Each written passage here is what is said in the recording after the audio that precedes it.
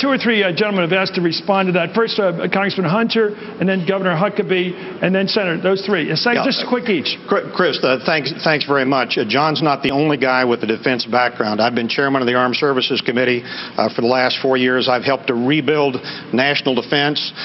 We have worked hard to make sure that our people have enough pay, that they've got the ammunition, that they've got the equipment, while at the same time looking over the horizon to look at the new threat of an emerging China and an Iran that is pursuing nuclear weapons, and a Korea that already has some and is moving to get the means for delivery. So a strong national defense, the trademark of Ronald Reagan, is what I would pursue. Governor Huckabee, the question is, how do you unify the country the way Reagan did a good portion of the country? I think it's important to remember that what Ronald Reagan did was to give us a vision for this country, a morning in America, sitting on a hill. We were reminded that we are a great nation, not because government is great. We're a great nation because people are great. Chris, I want to go back, though, to say why we're a great nation. We are a culture of life. We celebrate, we elevate life. And let me just say, when hikers on Mount Hood get lost, we move heaven and earth to go find them. When coal miners in West Virginia are trapped in a mine, we go after them because we celebrate life. This life issue is not insignificant. It's not small. It separates us from the Islamic fascists who would strap a bomb to the belly of their child and blow them up. Okay. We don't do that in this country. Let me go to Dr. Paul. How do you reconcile this moral leadership kind of role of conservatism with the very libertarian strain of conservatism, the Barry Goldwater conservatism that you represent? How do you put together what he just said with what you believe in a unified national purpose? Well, you do it by an understanding what the goal of government ought to be. If the goal of government is to be the policeman of the world, you lose liberty. And if the goal is to promote liberty, you can unify all segments. The freedom message brings us together. It doesn't divide us.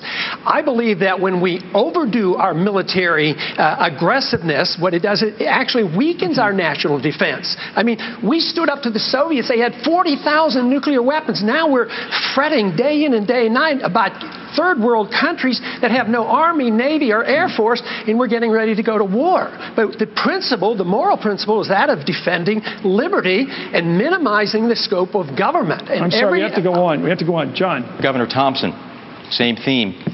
If a private employer finds homosexuality immoral, should he be allowed to fire a gay worker? I think that is left up to the individual business. I really sincerely believe that that is an issue that business people have got to make their own determination as to whether or not they should be.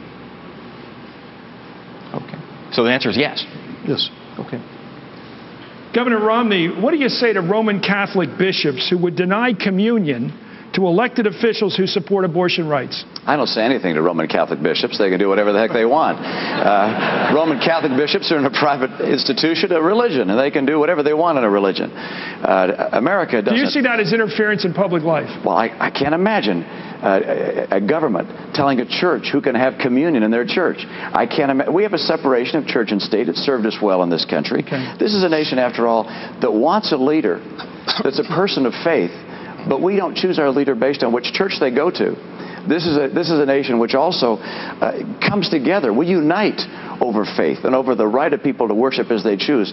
The people we're fighting, they're the ones who divide over faith and decide matters of this nature in the public forum. This is a place where we celebrate different religions and different faiths. Thank you, Governor. Governor Huckabee, you've criticized Governor Romney for saying his faith wouldn't get in the way of his public life, his governing. Are you going to back that up tonight?